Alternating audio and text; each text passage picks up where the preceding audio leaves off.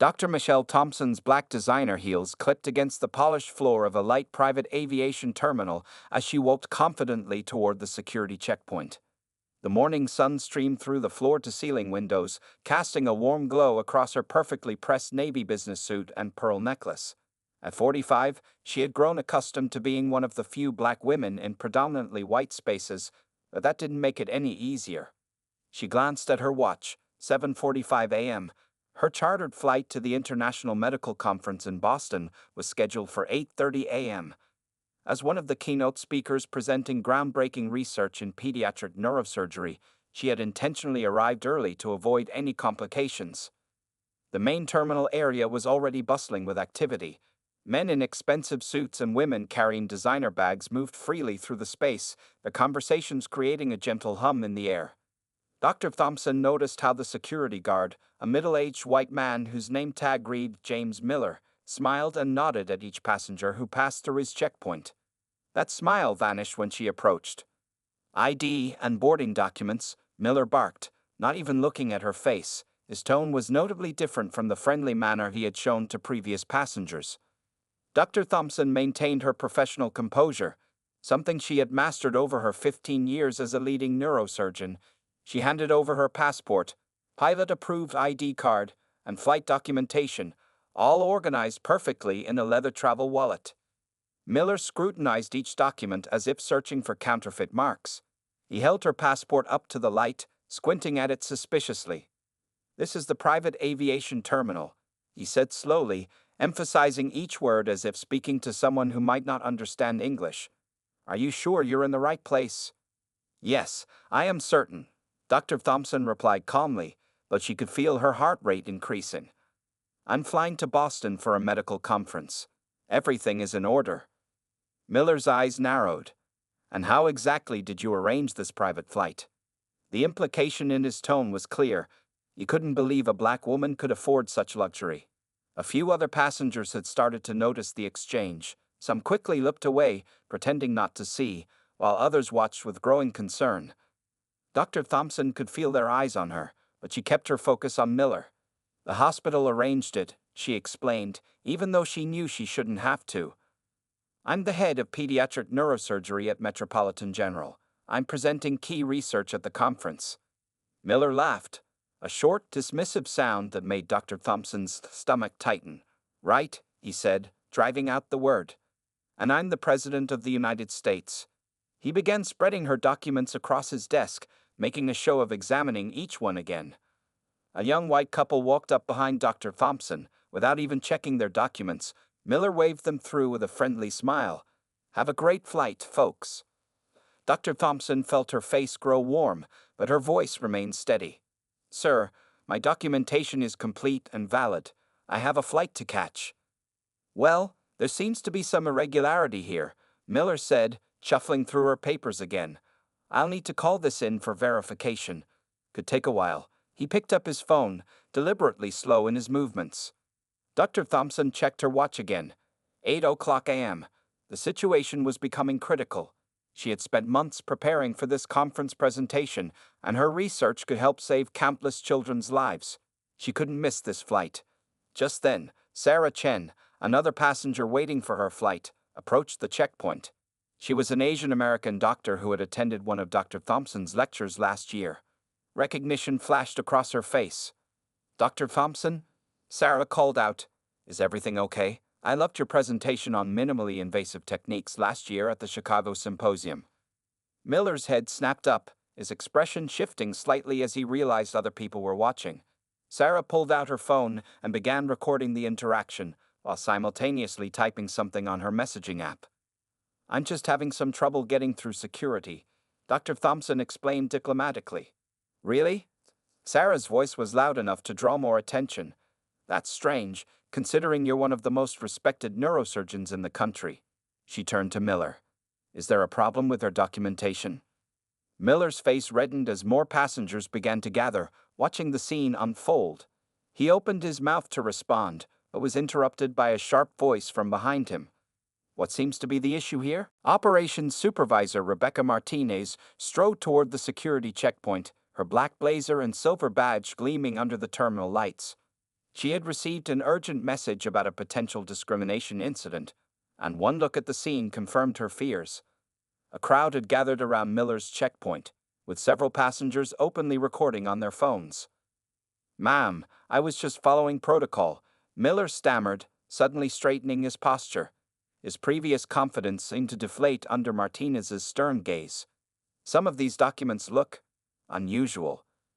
Martinez picked up Dr. Thompson's documents from Miller's desk, reviewing them with quick efficiency. Her eyes widened slightly as she read through the credentials. "Dr. Michelle Thompson," she said, looking up with newfound recognition. "The pioneer in pediatric neurosurgery." "Yes, that's correct," Dr. Thompson replied, maintaining her dignified composure despite the situation. Martinez turned to Miller, her expression hardening. "These documents are not only legitimate but impeccable. Dr. Thompson's credentials are verified at the highest level." She shuffled through the papers again. "Flight confirmation, security clearance, medical credentials. Everything is in perfect order." The gathered crowd had grown larger. Some in the back whispered. That guard was letting white passengers through without even checking IDs. Others nodded in agreement, and the sound of camera shutters clicking filled the air.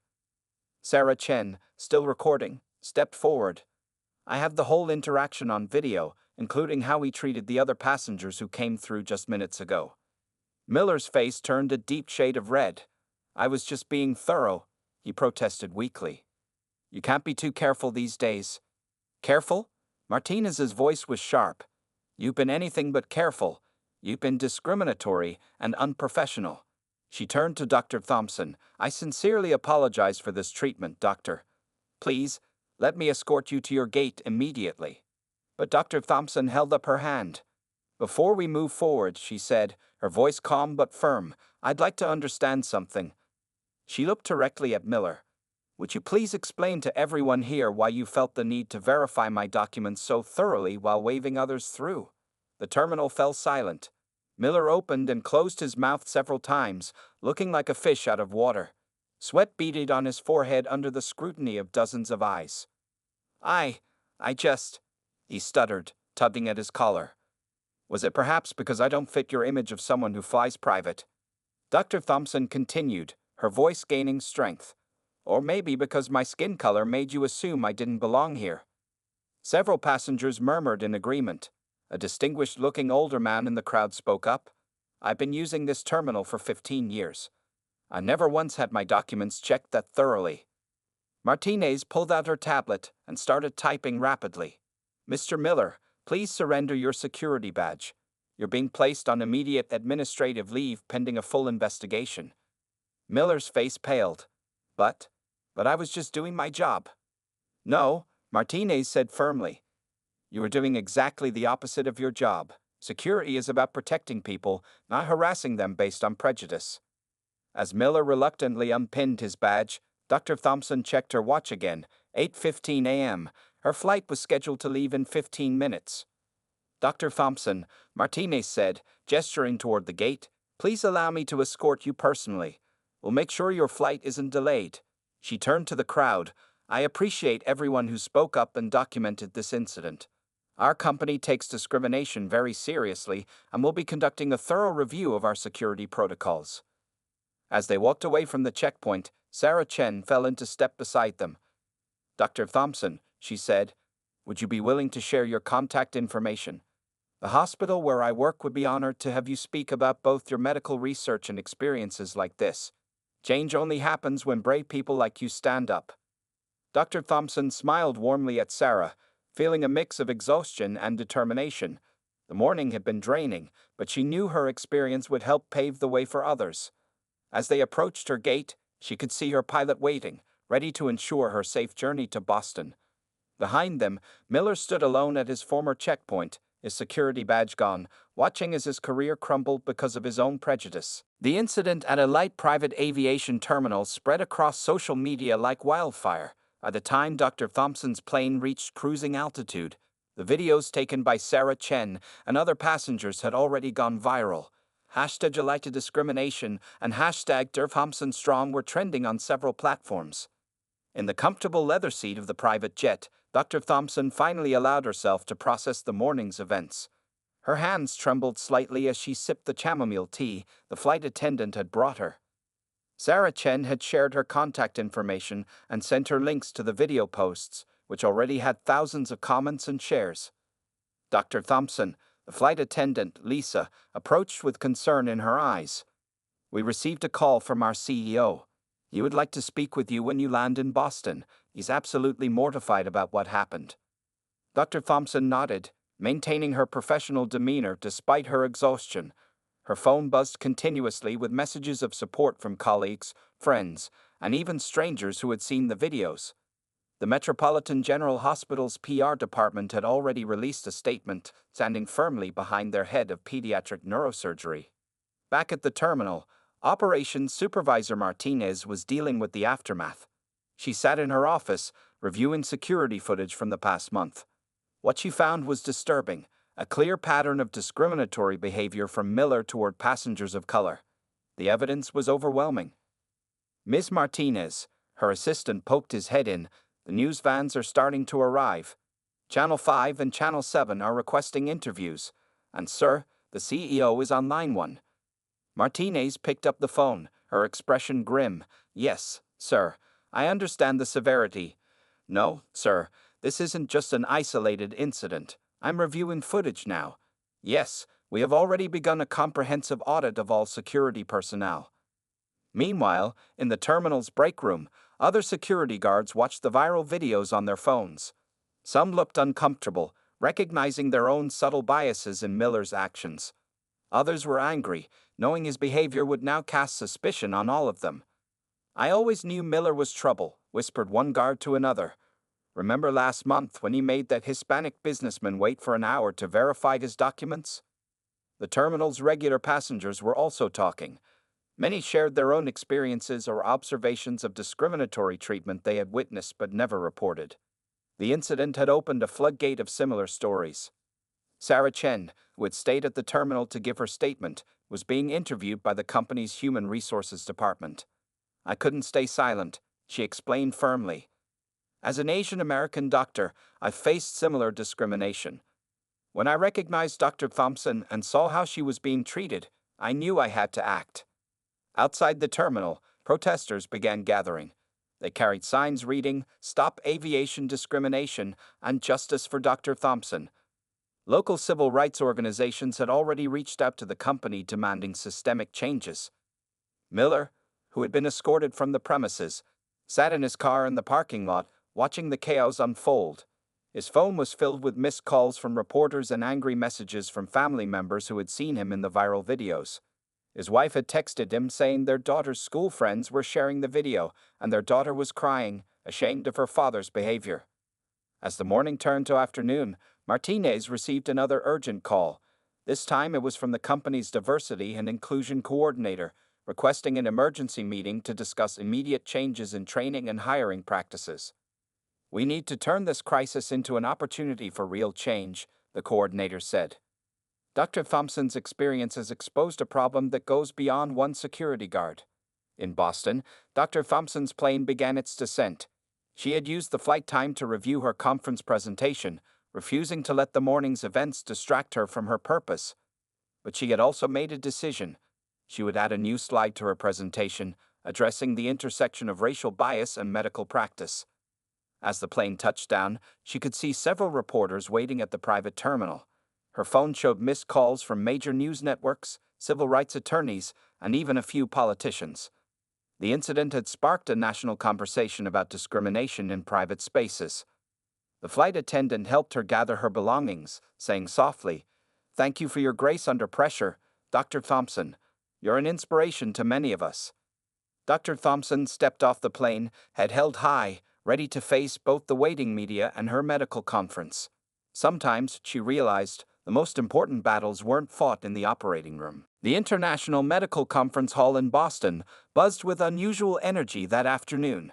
Dr. Thompson's scheduled presentation on pediatric neurosurgery had become the most anticipated event of the day, but not just for its medical content. News of the morning's incident had spread throughout the medical community, and the lecture hall was packed beyond capacity. Dr. Thompson stood backstage, reviewing her presentation one final time. She had added a powerful new opening slide, a screenshot from that morning's incident, paired with statistics about discrimination in professional spaces. Her colleague, Dr. James Wilson, the conference organizer, approached her with concern. "Michelle, are you sure you want to do this?" he asked gently. "We can postpone your presentation if you need time to rest after this morning's ordeal." Dr. Thompson shook her head firmly. "These children waiting for neurosurgery don't get to postpone their need for treatment because of discrimination," she replied. "Besides, this is exactly why I need to speak today." The lights dimmed in the lecture hall, and Dr. Wilson stepped onto the stage to introduce her.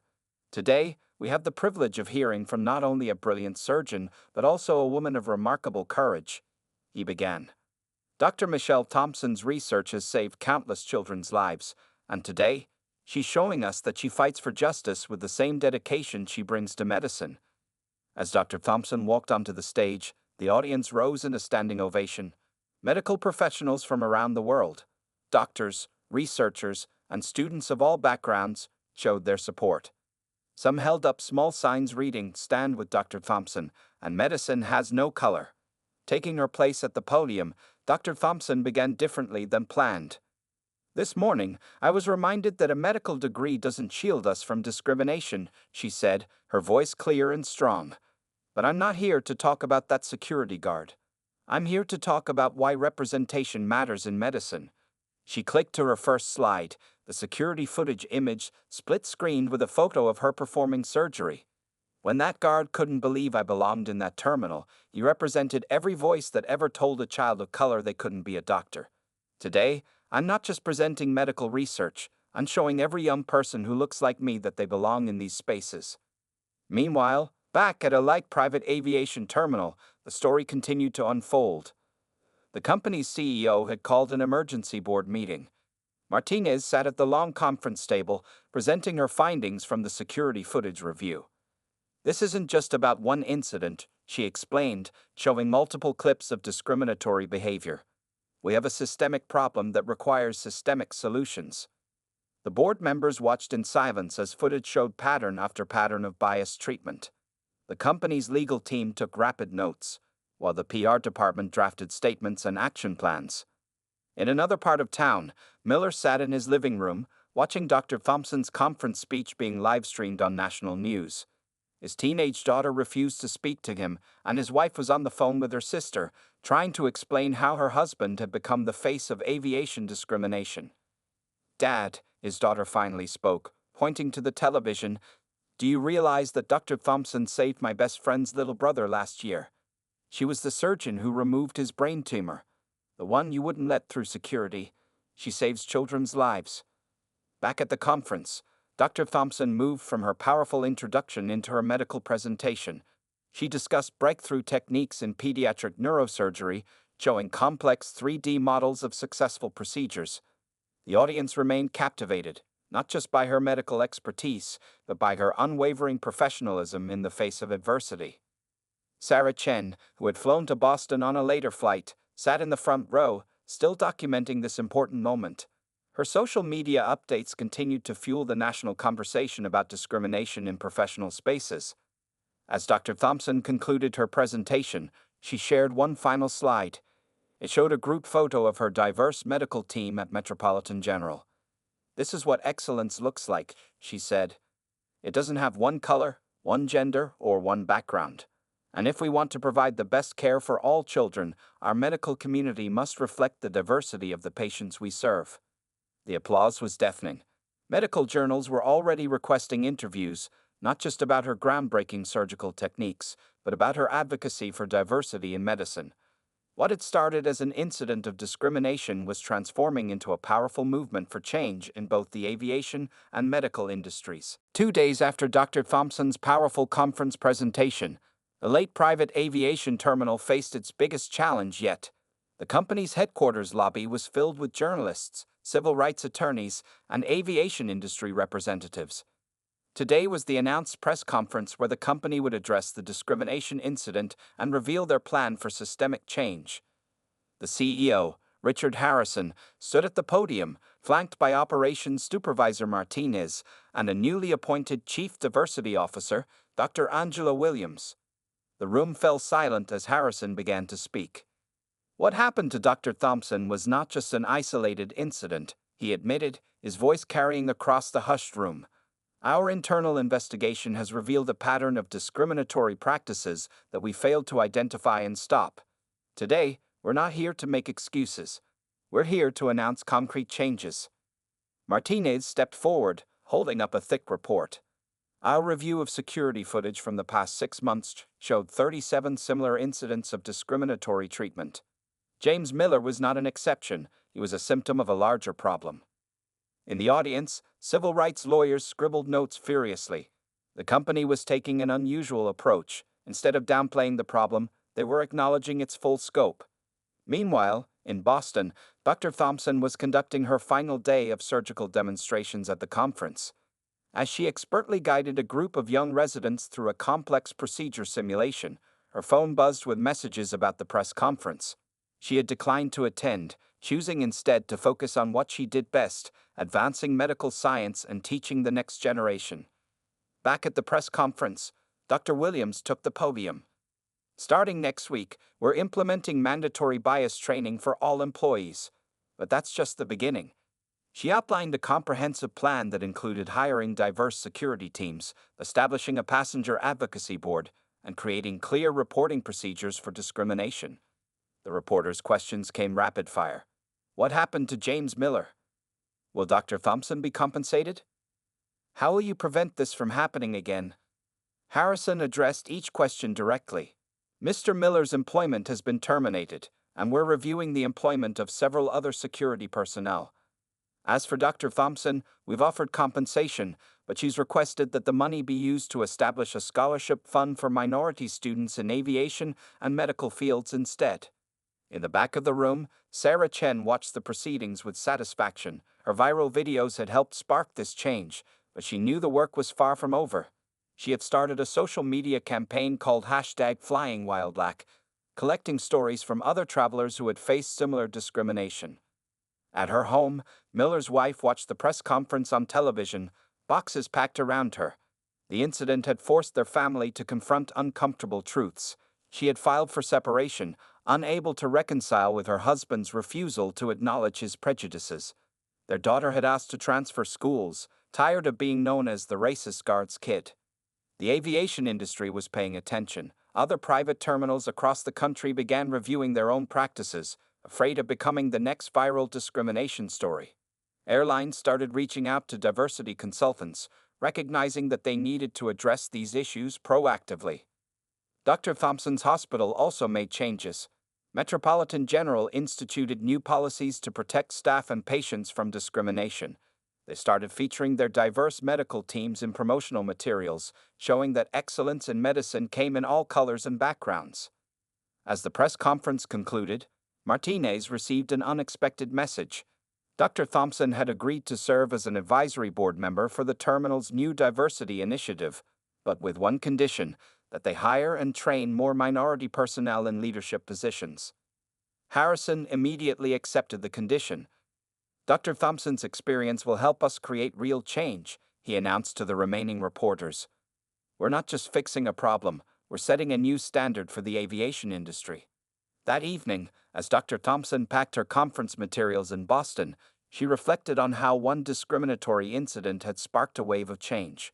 Her phone showed missed calls from 3 major medical schools, all inviting her to speak about both neurosurgery and advocacy. Sarah Chen's latest social media update summed it up perfectly.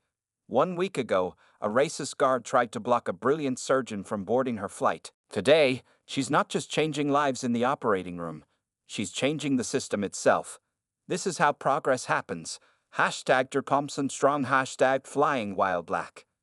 The story was far from over, but the wheels of change were finally in motion. Sometimes, Dr. Thompson thought, the most important journeys start with being denied the right to take flight. 1 month after the incident, a late private aviation terminal looked very different. New faces staffed the security checkpoints, reflecting a diverse mix of races and backgrounds. Among them was Maria Rodriguez, a former military security specialist who had been hired as part of the terminal's new initiative. On this particular morning, Maria watched Dr. Thompson walk through the terminal again, her first return since the incident. This time, the experience was completely different. Martinez personally greeted Dr. Thompson at the entrance, and several staff members smiled warmly as she passed.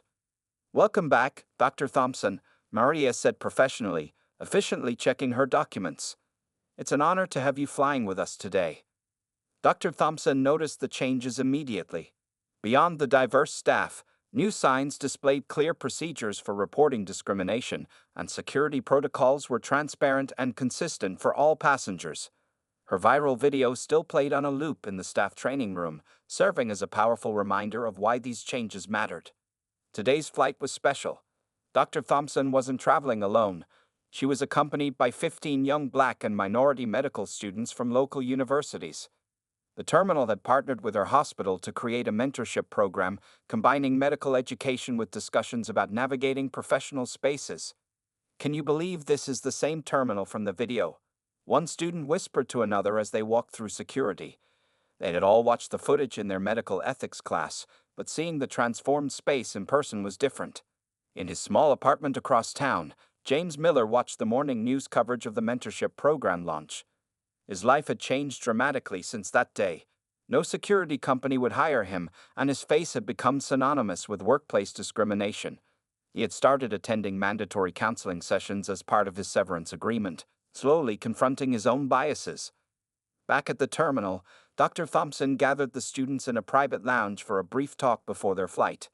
They were heading to a special medical conference focused on diversity in healthcare. The airline had donated the private flight as part of their commitment to change. "1 month ago, I was treated like I didn't belong here," Dr. Thompson told the students. "Today, we're showing everyone that we belong everywhere. Your medical degrees will open doors, but your presence will open minds." Sarah Chen had also returned to the terminal to document this moment. Her hashtag Flying While Black campaign had evolved into a full-scale movement, with thousands sharing their stories and demanding change across industries. She interviewed the new security staff, capturing their perspectives on the transformed workplace culture. Martinez joined the group, bringing news that made Dr. Thompson smile. The scholarship fund created from her compensation had already received matching donations from 3 other major airlines.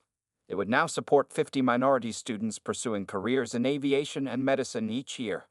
But the best news, Martinez added, is that complaints of discriminatory treatment have dropped to 0 in the past month. Our new training and reporting systems are working. The terminal's transformation had caught the attention of other industries. Corporate leaders from hotels, restaurants, and retail chains visited to study their new procedures. The incident that could have ruined the company had instead turned them into a model for institutional change. Dr. Thompson's daughter, a high school senior, was also present that day.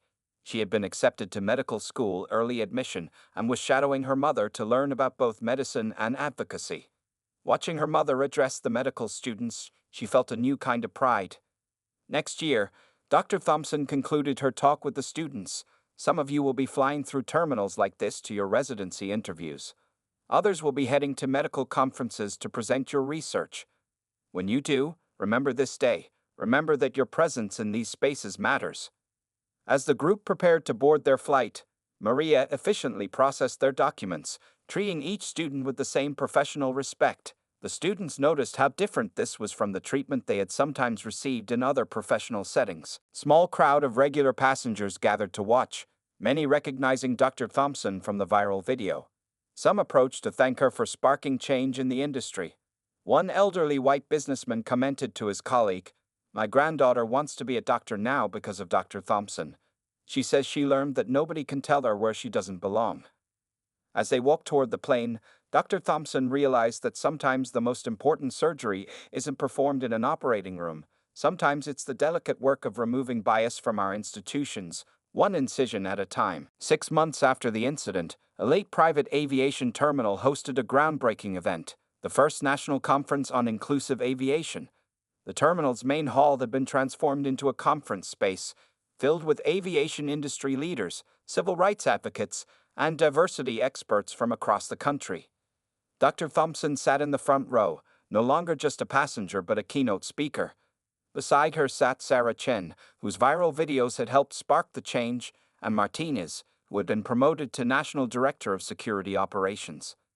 The room buzzed with energy as success stories were shared and new initiatives announced. James Miller's daughter, Jessica, had asked to attend the conference.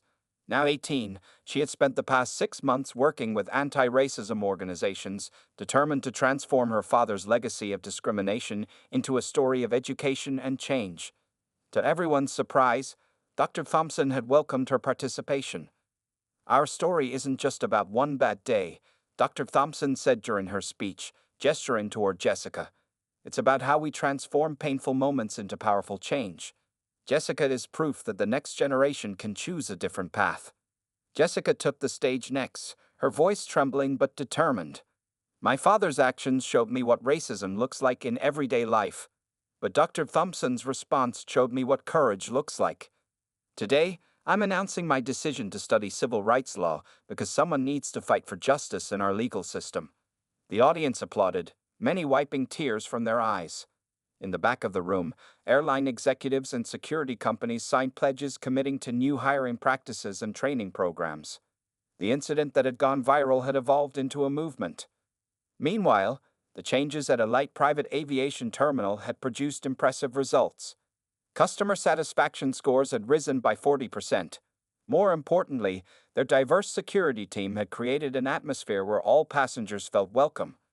Maria Rodriguez, the new head of daily operations, had implemented a system where security procedures were both thorough and respectful. Dr. Thompson's medical students who had participated in the mentorship program were now sharing their own success stories. One young black medical resident spoke about flying to her residency interviews without facing the discrimination she had feared. Another described how the scholarship program had made her dream of becoming a doctor possible. Sarah Chen presented data from her #FlyingWhileBlack campaign, which had collected over 10,000 stories of discrimination in various industries. But today, she announced, we're also sharing stories of change. Elite Private Aviation Terminal has become a model for other companies. In a surprise announcement, Martinez revealed that the terminal would be renamed the Thompson Terminal for Inclusive Aviation, honoring Dr. Thompson's role in transforming the industry. The crowd rose in a standing ovation as the new sign was unveiled. James Miller, watching the live stream from his small apartment, finally wrote the letter he had been struggling to compose for months. In it, he apologized to Dr. Thompson, not asking for forgiveness, but acknowledging the full impact of his actions and the positive changes they had inadvertently sparked. Back at the conference, Dr. Thompson shared her vision for the future. The scholarship program had expanded to include internships at airports and airlines. Medical schools were partnering with aviation companies to ensure that traveling healthcare professionals never faced discrimination. 6 months ago, a security guard thought I didn't belong in this terminal, Dr. Thompson concluded. Today, my name is on the building. But this isn't about me. It's about every person who has ever been made to feel they don't belong somewhere. Change is possible when we confront discrimination with determination, education, and unity. As the conference ended, a group of young black girls from a local STEM program toured the terminal. They took pictures under the new sign, their eyes shining with possibility. One girl told Dr. Thompson she wanted to be both a pilot and a doctor. "You can be anything," Dr. Thompson assured her, remembering her own journey. "And now, there are people working to make sure every door stays open for you." The day concluded with the announcement of a new industry-wide initiative. 20 major airlines and private aviation companies had joined together to create the Aviation Equality Council, with Dr. Thompson serving as honorary chairperson. As she left the terminal that evening, Dr. Thompson passed by the security checkpoint where it had all started. Where there had once been prejudice, there was now promise. Sometimes, she reflected, the worst moments in our lives become the catalyst for the most important changes. 1 year after the incident, Dr. Thompson stood at the podium of the newly renamed Thompson Terminal for Inclusive Aviation, addressing a special gathering. The terminal was celebrating its first anniversary of transformation, but this event was different from the others. Today, James Miller had asked to attend in person. After a year of counseling, community service, and working with anti-racism organizations, he wanted to face the woman he had wronged and the community he had hurt. He sat in the back row, beside his daughter Jessica, both looking nervous but determined. Dr. Thompson began her speech by surprising everyone. "Change comes in many forms," she said, scanning the room. "Sometimes it comes from standing up to discrimination. Sometimes it comes from admitting our mistakes and doing the hard work to be better. Today, we're here to witness both." The audience murmured as James Miller walked to the podium, his steps heavy with the weight of his past actions. His hands trembled as he adjusted the microphone. "A year ago, I was the face of everything wrong with aviation security," he began, his voice rough with emotion. "My actions hurt Dr. Thompson, betrayed the trust of my employers, and shamed my family. But they also taught me the hardest lesson of my life, that the prejudices we carry destroy not only others but ourselves." Sarah Chen, sitting in the front row, had her phone out, recording this moment just as she had recorded the original incident. But this time, she was documenting a different kind of viral moment, one of reconciliation and growth. Miller continued, "I've spent this year learning, changing, and understanding. I've worked with civil rights groups, attended diversity training, and most importantly, listened to the stories of those I had discriminated against. My daughter Jessica showed me the way, and Dr. Thompson's grace gave me the courage to change." Dr. Thompson returned to the podium, standing beside Miller. The symbolism wasn't lost on anyone.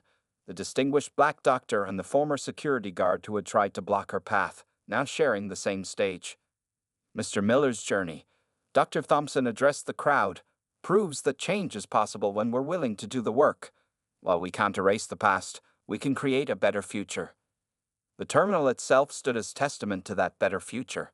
The security staff now reflected the diversity of the passengers they served. New training programs had become industry standards. The scholarship program had expanded to support 100 students annually.